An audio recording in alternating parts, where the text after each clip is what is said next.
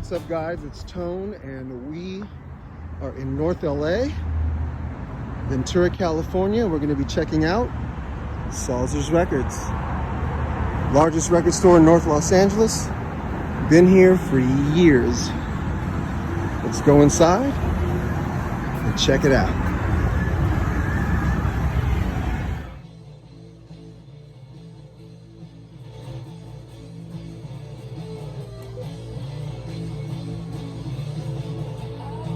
Hey, what's up?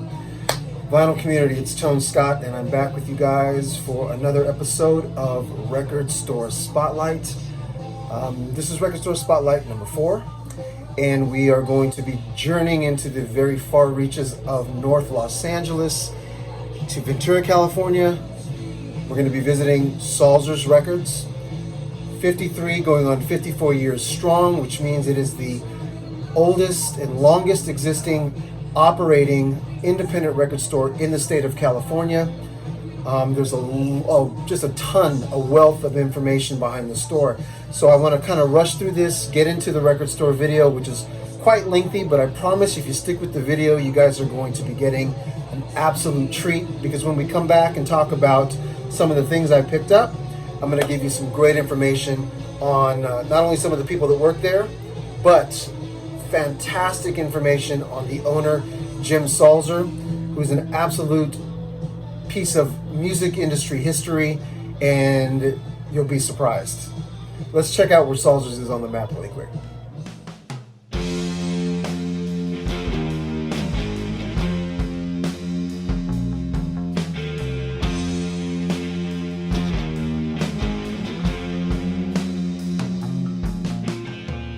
All right. Without any further jibber jabber, let's go ahead and get into the record store video and take a great expository look at Salzer's Records. Come back, show and discuss some of the things I picked up, and get into talking about the owner, Jim Salzer. Let's check it out.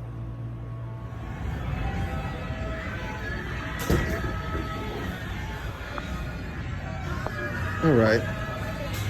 Right off the bat, here's their Abbey Road 50 setup. It's been up for a couple weeks. Pretty cool. People come by, take pictures in it. And this is the front right part of the store. So right in this area, there's a lot of books. You know, some novelty related stuff, a lot of music related books.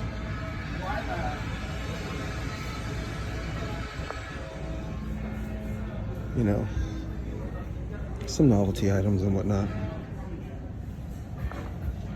right? But here in the front of the store, in this area, are the new releases that are like top picks. So right here and right here.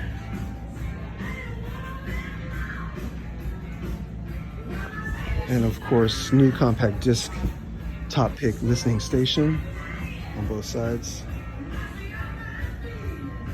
And there's an elevator right there that goes up to the second floor, which is not the record store. It's actually a kind of like gifts and novelty part of the store and paraphernalia, and that goes upstairs. We won't be looking at that today because it has nothing to do with the record store. The record store is totally on the bottom floor, and it's pretty big. So they do have a lot of gifts up front, you know, t-shirts and stuff, Salzer's t-shirts and whatnot, music related t-shirts. These t-shirts are actually some of the owner's actual poster art. I will get into talking about Jim Salzer, who is the owner of the Salzer company, and how important he was and is to the music business. But I'll talk about that when we're back and out of the store. This is just the front counter.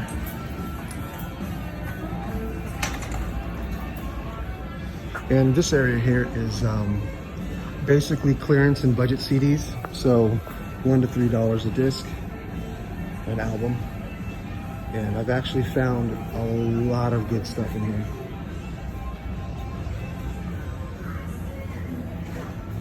It's kind of a rotunda area.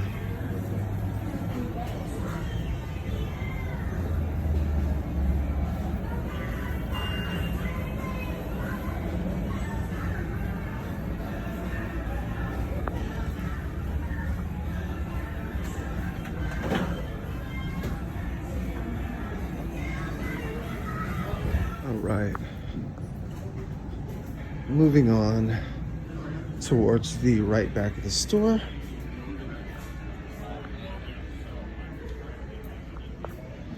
We have a concise but very thorough video section. He actually owns Salzer's Video, which is directly across the street, which is one of the only existing video stores left in the United States, and it's two-story, and it flourishes. I mean, I think it just goes to show what type of spirit of community that Jim Salzer puts out, that a video store that large still survives. Here's some of Jim's posters here.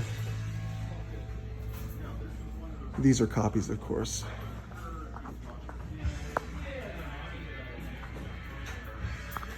But they're actual lithographs of the original posters.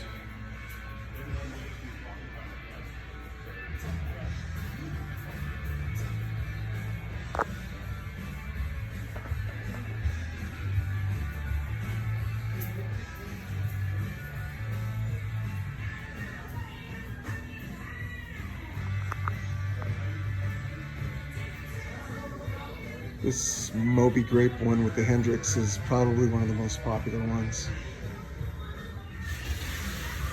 Anyway, moving away from the movies. So here's used vinyl, and this is on sale vinyl. He gets a lot of new stuff, really good stuff I've found that I've been exposed to actually by just digging through this on sale area. And they're all new records, but I've come across bands that I was not aware of and just become massive fans just because it's stuff that was priced, you know, and dropped so low because it didn't sell. I'll pick it up and, you know, I'll become a fan of a new band I've never heard about before.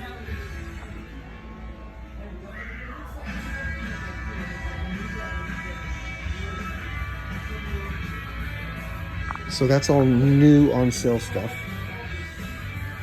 Both sides. And there's just a shit ton of it. It's fantastically priced as well. I won't say, to be honest with you, I won't say that the overall pricing here at Salzer's is super competitive, but in the North LA area, it's not like being in Metro LA where there's, you know, competition of record stores all over the place. You know, we're about a 25-minute drive from Metro LA, and this is used vinyl here.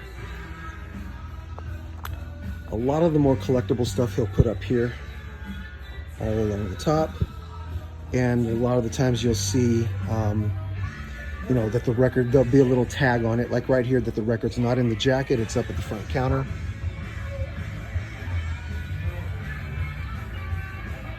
And that may be due to the rarity of the record and that they don't want anybody, you know, touching it.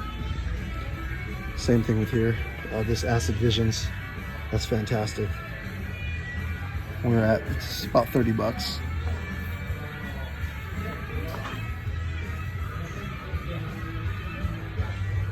I've actually found, here's a Sticky Fingers original press. We're at 45 on it. Tell me what you guys think. The cover, I've seen this before. I actually have an original pressing of it with a zipper. But, I mean, I don't know, 45 bucks, maybe $5 too much. But it's in great shape.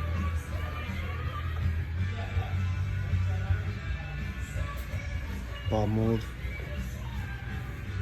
And then aside from the bins up top, there's what I guess you would call lesser genres, and they're all along the bottom here. And they pull out, so there's a crap ton of records everywhere.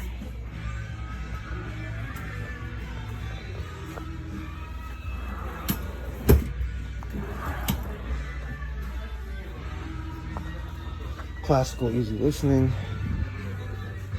you know, pop vocals and whatnot. The original Santana press.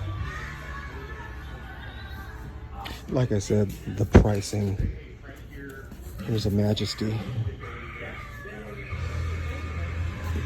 $25. Excellent shape.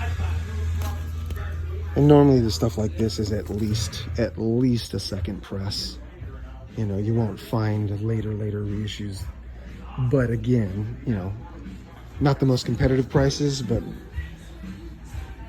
you know, we're in an area of LA, of far reaches of North Los Angeles, to where there's not as much competition between record shops. There's great record shops up this way, but this is probably the best one in terms of organization. And Jim does get some great stuff. He's been doing this for 50 years. You know, this is the actual, I believe Salzer's right now is the oldest existing record store in California and probably in the top states. Established in the late 60s, mid 60s, actually in Oxnard, California, and moved to Ventura in the 70s, early 70s. Right over here is kind of like a box set bin, I guess you would call it. Ton of box sets. It's all vinyl, all vinyl box sets here.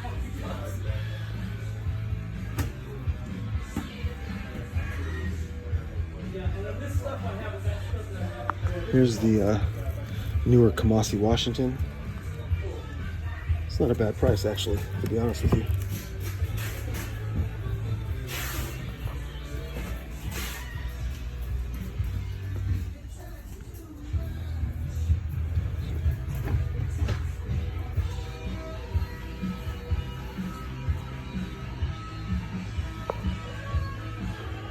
And some more collectible vinyl on the wall. It's a Mastodon record. Tom, original Tom Club. What are we at? $20. I mean, in the condition it's in, it's not unheard of. Maybe a bit much, but it's not unheard of. So that's all collectible. This Gorillaz record is fantastic. It's a $50 on the colored vinyl. That's about what it goes for online, if it's in real good condition. Lo-fi pressing of Poco.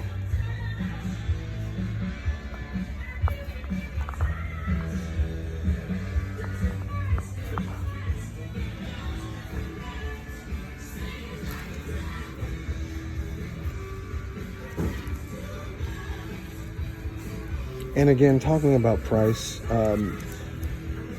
to kind of counter what I said, the vinyl here is in really good condition. I mean, it just is. The stuff he puts out is in incredible condition. So this is probably my favorite Zappa record, later Zappa stuff anyway. The Live in New York album has Titties and Beer. New arrivals. Always a ton of great stuff in new arrivals. It's all here. This is the only new arrival bin, but there's a lot of stuff in there, and it gets cycled through quite often. So you know, if you come here once a week, maybe once every other week, you'll see a bunch of new stuff, you know. And again, some of the pricing on some of the more common stuff, even though it's in really good condition, is a bit pricey here. I'm not gonna lie, but it's in really good condition. But in the same bins, you'll find stuff that's just really good, and it's priced okay. It's priced pretty fairly in some cases. I've taken a ton of great things out of the new arrivals bins. This is a great record right here on Pickwick. I have the exact copy, and it actually sounds, you know, pretty good for being on Pickwick. That's only $5. That's about right. You know, $5, $4.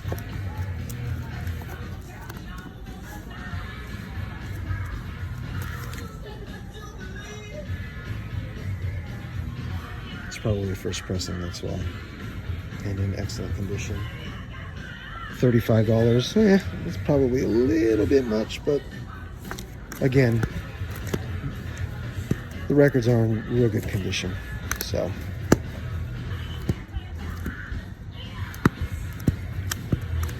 he always has a lot of early jazz stuff in here.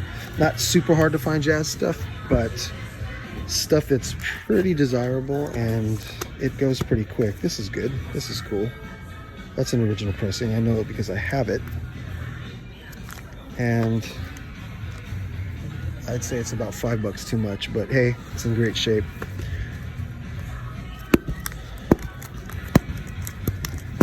All right, new arrivals, used vinyl. New vinyl country. Pretty damn good, you know, country section for new vinyl. It's not a lot of record stores put a lot of, especially in California, put a lot of emphasis on that. But I think that's a pretty fair selection for new stuff. Of course, you know, there's a ton of used country. Here's used sealed vinyl. So these things are just like super clearance down here. And again, you know, you have to realize that there's a lot of records up top, right? But you've got to see that there is a ton of records in the pull-out bins, and it's all the way around. New reggae, that's a decent selection. New jazz and blues.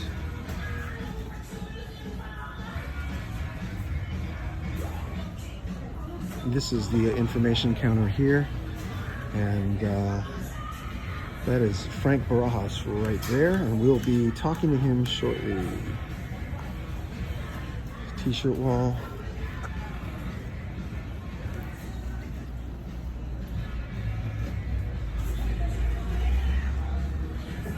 New vinyl rock. There's a crap ton of rock. I mean, there's just a lot of new rock records, and I think that's great. Just as much as there is used vinyl, to be honest with you. He's got a lot of new stuff in. A lot of great reissues. And again, all the pull-out bins. Used jazz. Here's all the used jazz. And there's a lot of it.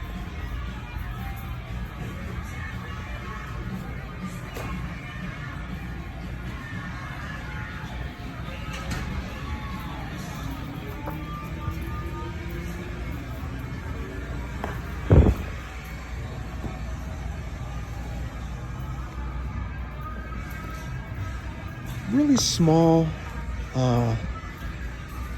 soul and hip hop. I think it's on the other side. In terms of new stuff, which could be a lot better. So here's hip hop and soul. It's not a big section. It's a little disappointing, but it's probably bigger than most. At least up here in North LA, as far as new stuff goes. So it starts about, well, I take that back. It's not that bad of size, in terms of size, but it's combined. So this is hip hop here, and it comes down. All new vinyl, reissues, and then it goes into R&B, which is a lot smaller. So hip hop ends right here, and then here's R&B and soul, which is not a lot. Soundtrack section's pretty damn good. They're all in the pull-out bins below. So soundtracks all in there, and it's pretty deep. It's as deep as the actual bins, so it goes all the way back. All soundtracks. If you're a soundtrack fan like me, here's the country bins, used all the way to the end, and folk as well. Brand new 7-inch section is here.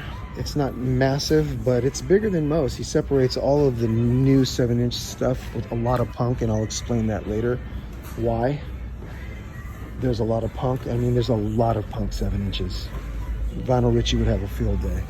And then this is just all used 7 inches here. And I found a lot of good 7-inches in there.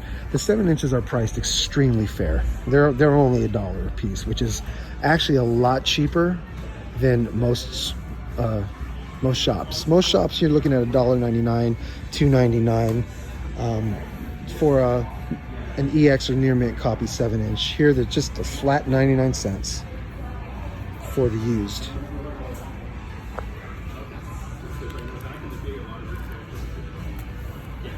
And you know, new punk 7-inches are freaking expensive as hell anyway. I think they're overpriced, but they got to make their money. But yeah, this is all punk and metal 7-inches here. I actually showed a couple videos back earlier this year. I have the flexi discs of this thing here. So that's Dad Brains, kind of a punk band play on Bad Brains.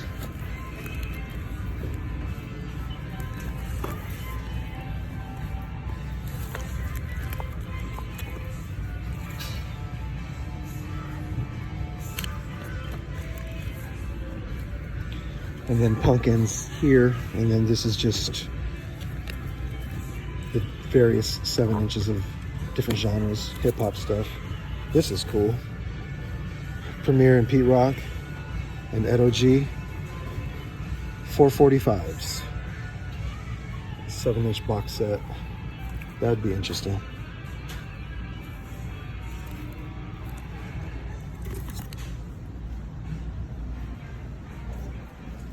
Again, the rock section, more rock. He separates his metal as well, metal and punk, 12 inches.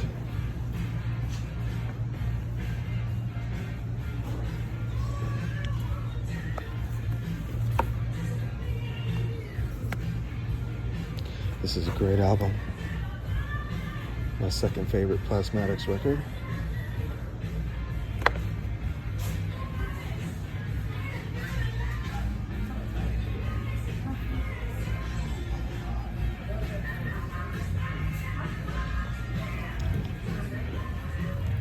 Reissue of this sucker. This is something I would pick up.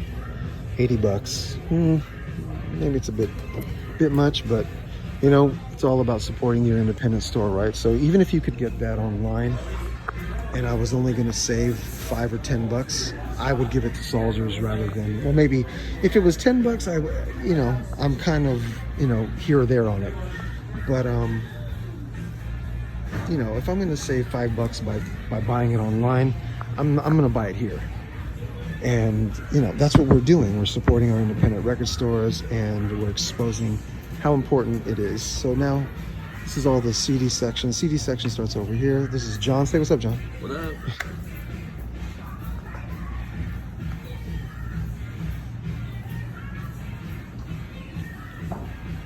Metal is separate from the rest of the rock stuff.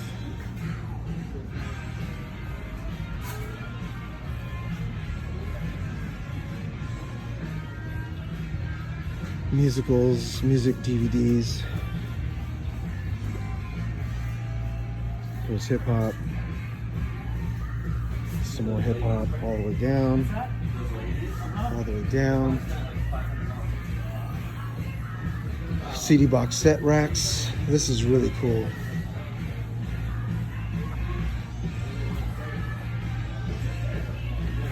Easy listening stuff, new. All of the stuff, all the CDs I'm showing you now, it's all new stuff. All the used CDs are basically up front where I showed you. And here's clearance stuff. Sets. This is all country and western and folk.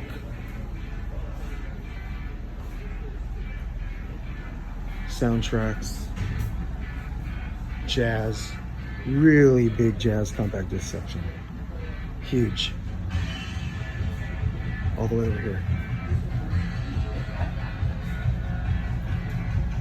And then blues.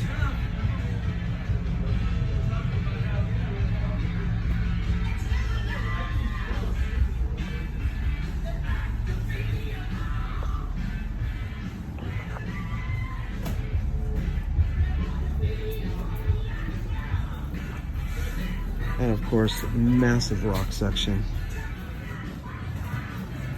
all the way down this way.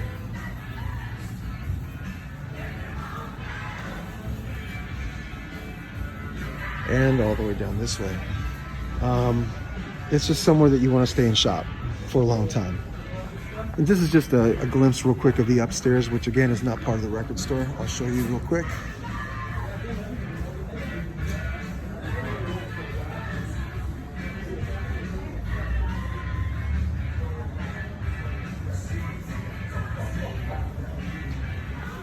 And that's it. Hey, let's go talk to Frank real quick.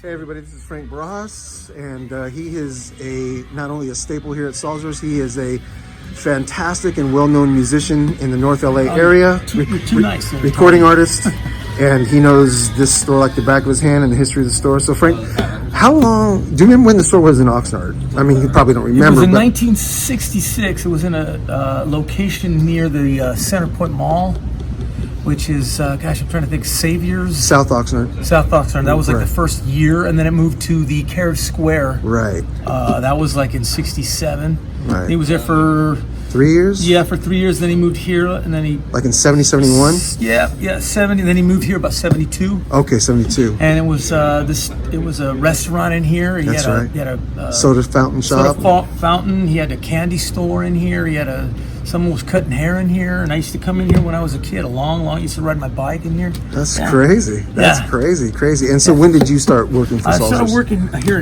in 2000. Okay. 2000. So almost 20 years. Yeah. That's fantastic. I worked for all the other places except for the warehouse. Right. And when you launched your last record, The Third Man, which I'll talk about later, guys, was this the first place that you put it? Yeah. Oh, yeah. Yeah. This is where I bought my copy anyway. Definitely. And cool. And so, have you talked to Jim? Is there any plans to expand more? You never know. You never know with Jim. You never know, man. He keeps it close to the vest. He does, doesn't he? Yes. He totally does. And often, I mean, I can remember back being a kid when. I mean, he'd have live performances in the parking lot. LL Cool J would perform here. I mean, there's been a lot of in-store performances. Name some of the people who actually performed in-store. He's had a lot of, trying to think, he had Toad the Wet Sprocket here. Toad the Wet Sprocket. He had Dishwalla. Okay. I'm trying to think some of the other acts. Who's the blues artist? Robin Ford, right? Robin Ford. He had Robin Ford in here. I'm just trying to think of my mind is drawing a blank. A lot of indie artists. That I can't remember. Right. Well, listen, brother, I appreciate you. I love you to death. You're a good guy. You're very knowledgeable, great musician. Thank you. And I appreciate your time. You're so nice. We're gonna look around a bit more. Hey, check it out. All right, brother. Thanks. Thanks a lot. All right. I wanted to show you guys this too. These are import CDs. I don't know if they're bootlegs or not, but they're really cool. Some of them are not.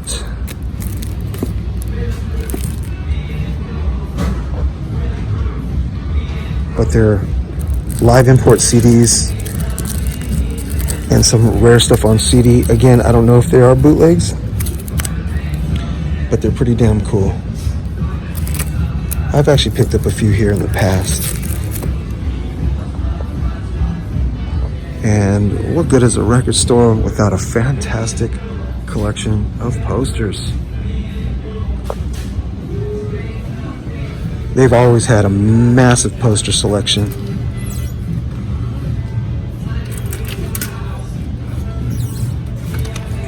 And as a kid, it was upstairs too, because the records were upstairs and posters were upstairs.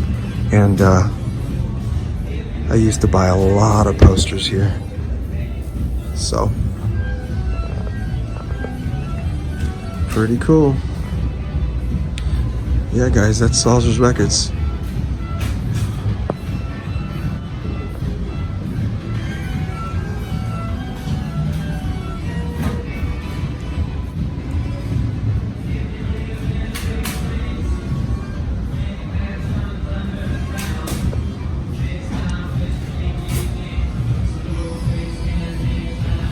See you back at the pad.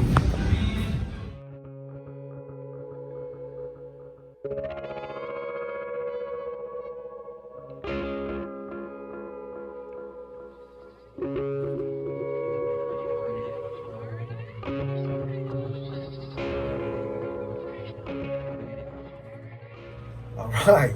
Hey, that was a great store, man. I love that store.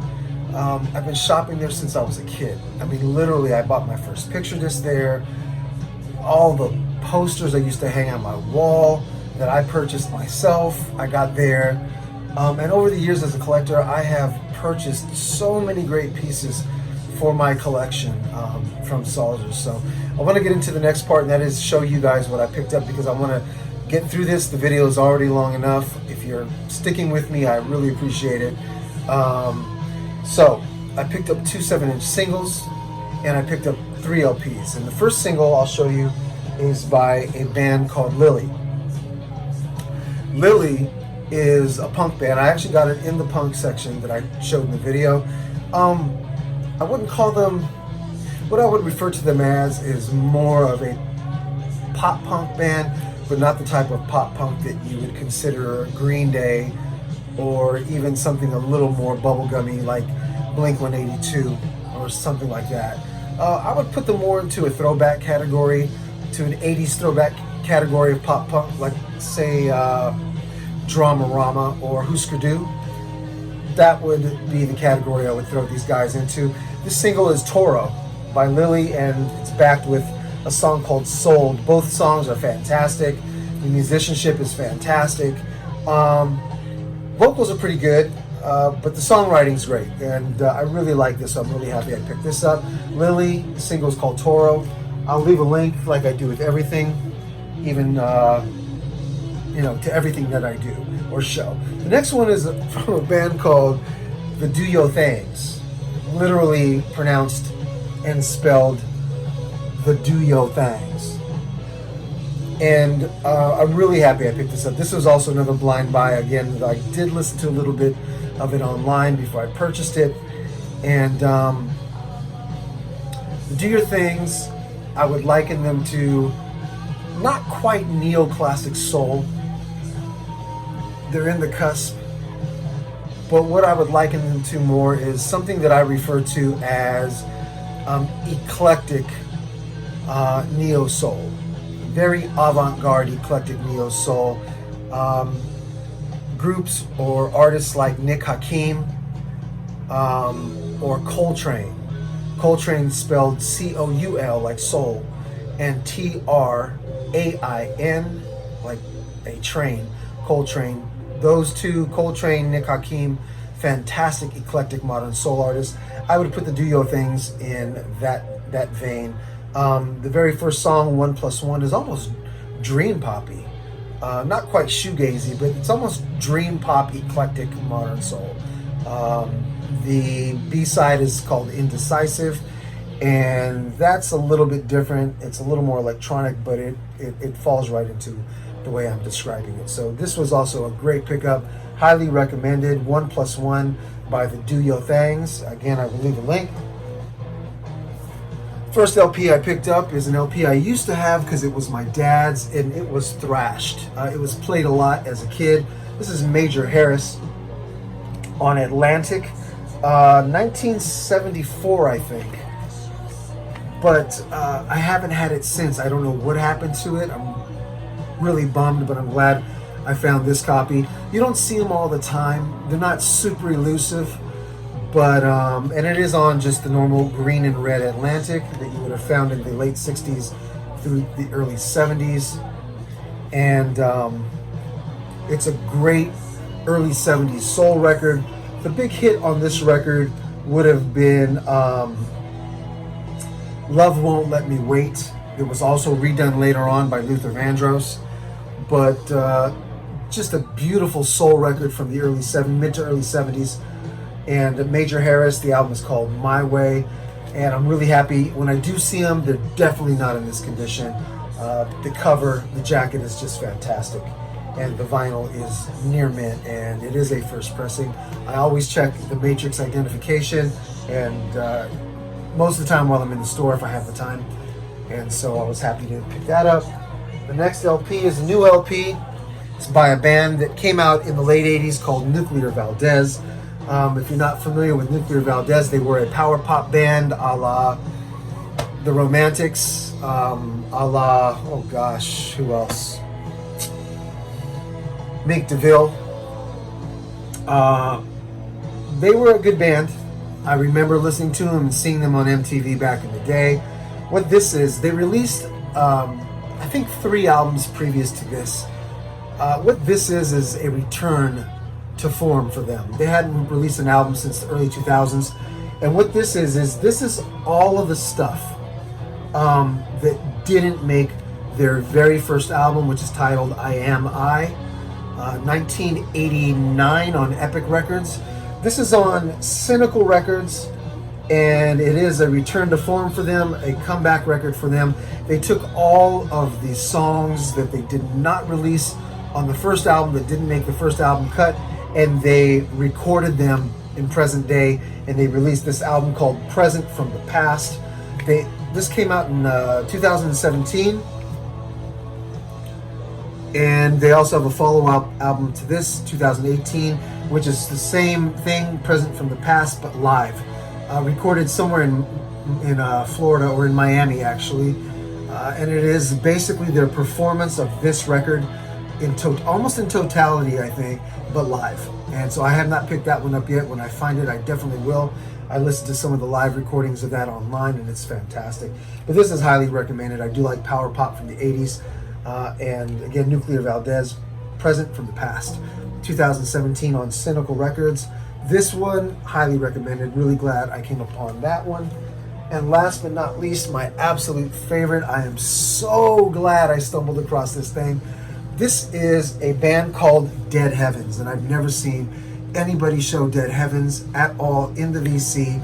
Dead Heavens is a collaboration with some session musicians and Paul Kostabi, or Ina Kostabi as he's more well known, who is one of the founding members of Rob Zombie, along with Rob Zombie, and just fantastic. He plays guitar for Dead Heavens, and I would liken this to just modern stoner rock,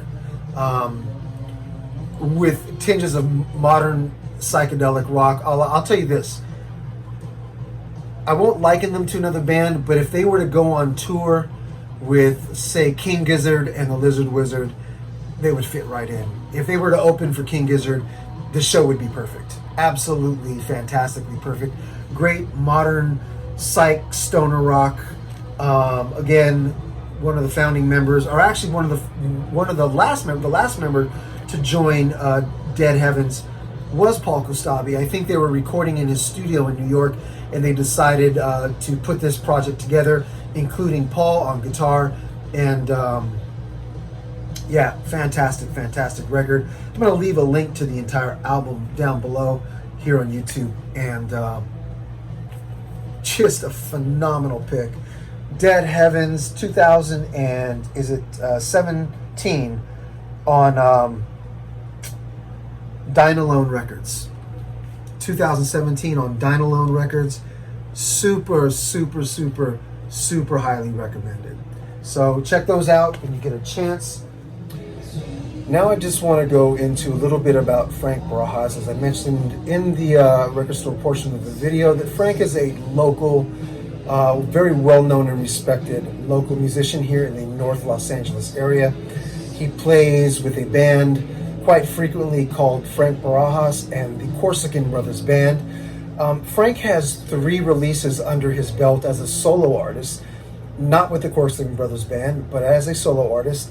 And I believe starting in 2003, Frank released a full-length LP on compact disc and on download called The White Room Sessions. Absolutely fantastic record. Fast forward about half of a decade, in 2018, then he released again his follow-up LP to that, which I believe is on compact disc. I know it is on download, and I'm pretty sure it's on compact disc. I'll have to double check that. That is called Better Time, and that was released on the same label. And I'll mention the label right here. That was 2008. Fast forward about 7 years to 2015, Frank releases an absolutely fantastic record called The Third Man, which you heard me mention and talk to him about. What a fantastic, mature growth spurt from the 2008 Better Time to the 2015 The Third Man. Highly recommended. I'm going to show you the 3 albums right here.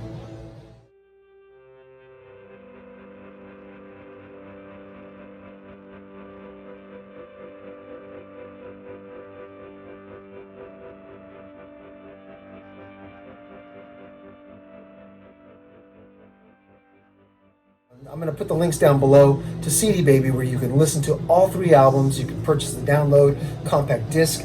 The Third Man was also available. It's available on vinyl and compact disc and download. What kind of style? As Frank and I talked about, it's definitely power pop. I would liken his style, especially now, especially in its most mature phase, to the Romantics, the Smithereens, REM,